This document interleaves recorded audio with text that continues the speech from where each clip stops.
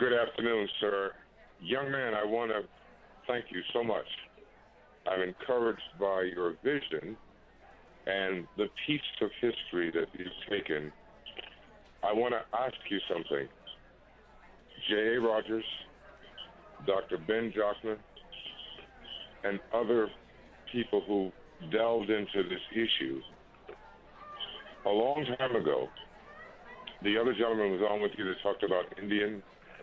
I'm so blessed to have a grandmother who was Lakota, which is Sioux Indian, and having a history that goes back to the Civil War, and speak to someone in my family when I was a young man who actually saw freedom come.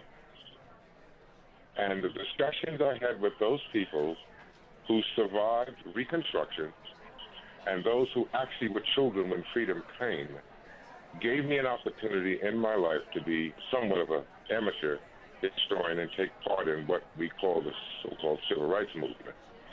But this is the last question. I didn't want to be too long.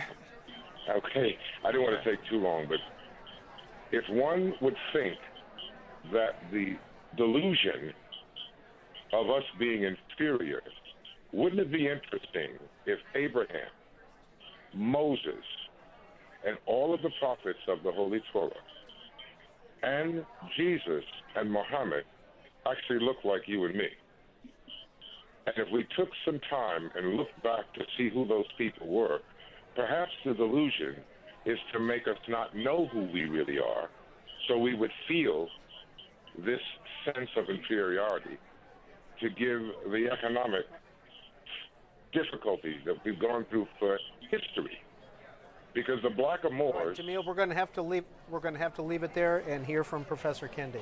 Well, Jamil, thank you so much for your comment and question. And I would say that in researching nearly 600 years of racist ideas that have suggested that there was something inferior or wrong with black people, I found that the only thing that's wrong with black people is that we think something is wrong with black people, and that black people have consumed these ideas precisely as you're talking about. And I think early in the history of racist ideas, one of the things that some of these progenitors did was try to rewrite the history of the ancient world, and trying to basically place ancient Egypt in Europe or ancient Egypt in the Middle East, trying to sort of racialize these ancient historical figures as white or certainly not black.